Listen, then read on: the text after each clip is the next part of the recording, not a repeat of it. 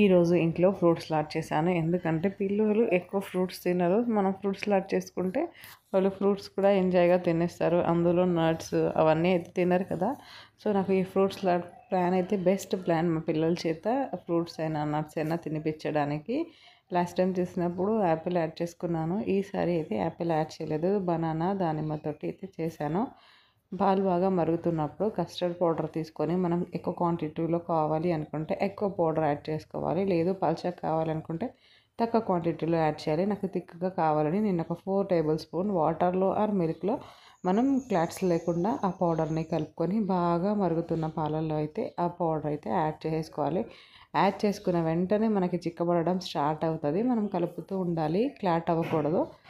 ఇలా చేసేసుకొని మనకి ఎంత క్వాంటిటీలో అయితే షుగర్ కావాలో, స్వీట్ ఎక్కువ కావాలనుకుంటే కొంచెం ఎక్కువ, తక్కువ కావాలనుకుంటే కొంచెం తక్కువ, అలా అయితే మనం ఫ్రూట్ సలాడ్ మిల్క్ పాలను అయితే తయారు చేసుకోవాలి. ఇలా తయారు చేసుకున్న తర్వాత కూల్ కావాలి అనుకుంటే మనం ఫ్రిడ్జ్లో అయితే పెట్టుకోవచ్చు. కూల్ అవసరం లేదు అనుకుంటే కొంచెం వేడి తగ్గాక మనకి ఏమేమి కావాలో ఫ్రూట్స్ అయితే యాడ్ చేసుకోవాలి. నేను ఇక్కడ చూపిస్తాను నేను ఎలా యాడ్ చేసుకున్నానో. నాకు ఫ్రిడ్జ్లో కూల్ ఉంటేనే నాకు ఇష్టం.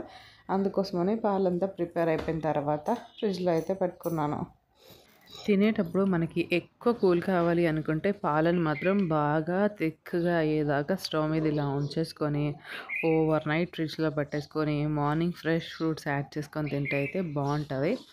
నాకు అంత ఎక్కువ ఏం కూలింగ్ అవసరం లేదు కాబట్టి నేను కొంచెం థిక్గా అయితే చేసుకున్నాను. అండ్ కొద్దిసేపు ఒక 2-3 అవర్స్ నేను ఇది ఆఫ్టర్నూన్ చేశాను. మా వరుణ్ వచ్చేసరికి ఈవినింగ్ అంటే ఒక 2 to 3 అవర్స్ అయితే సరిపోతుంది. సో నేను ఇక్కడ దానిమ్మ గింజలు అయితే తీసి రెడీగా పెట్టుకున్నాను. ఫ్రూట్స్లలో మంచి టేస్ట్ మనకి ఇచ్చేది అంటే బనానా. ఏ ఫ్రూట్స్ ఉన్నా ఏది లేకున్నా బనానా కంపల్సరీ. అండ్ ఇక్కడ నట్స్, జీడిపప్పు, బాదం పప్పు మనకి క్రంచిగా కావాలనుకుంటే కొంచెం పెద్దగా ఉంచుకుంటే బాగుంటుంది. లేదు అనుకుంటే పిల్లల కోసం ఇంకా పిల్లలు తినేవాళ్ళు పౌడర్ కూడా యాడ్ చేసుకోవచ్చు. సో నాకు ఇదైతే ఓకే. మా పిల్లలు అయితే ఇలా తినేస్తారు. సో నాకు జస్ట్ క్రష్ చేసుకున్నాను నేను ఈ సైజ్కి. ఇలా అయిపోయిన తర్వాత పాలు ఫ్రిడ్జ్ నుంచి తీసుకొచ్చి కలిపేసుకొని దాంట్లో బనానా, నేను తీసిన దానిమ్మ గింజలు అండ్ పొడి చేసి పెట్టుకున్న నట్స్ ఇవన్నీ వేసుకొని అయితే బాగా కలిపేసుకున్నాను. చూడడానికి చాలా యమ్మీ ఉంది కదా. నాకు ఫ్రూట్ సలాడ్ అంటే చాలా ఇష్టం. నేను చాలాసార్లు చేసుకొని తింటాను. కుదిరితే ఎక్కువ చేసుకొని తినడం బెస్ట్. కాకపోతే కొంచెం మనం షుగర్ వేసుకుంటాం కాబట్టి కేర్ఫుల్గా ఉండాలి. సో ఇలా నా ఫ్రూట్ సలాడ్ అయితే రెడీ అయిపోయింది. ఇది మా వరుణ్ కోసం సర్వ్ చేస్తున్నా. ఇలా సర్వ్ చేసేటప్పుడు మా ఇంటి ముందు బర్డ్స్ చూడండి. బర్డ్స్కి నేను ఈరోజు సీడ్ పెట్టలేదు, మర్చిపోయాను. సో ఈవినింగ్ ఇంటి ముందు వచ్చి ఇలా తింటున్నాయి. అదేంది ఎక్కడ అని చెప్పి వెళ్ళి చూస్తే అక్కడ సీడ్స్ లేదు కాబట్టి ఇంటి ముందు దాకా వచ్చింది.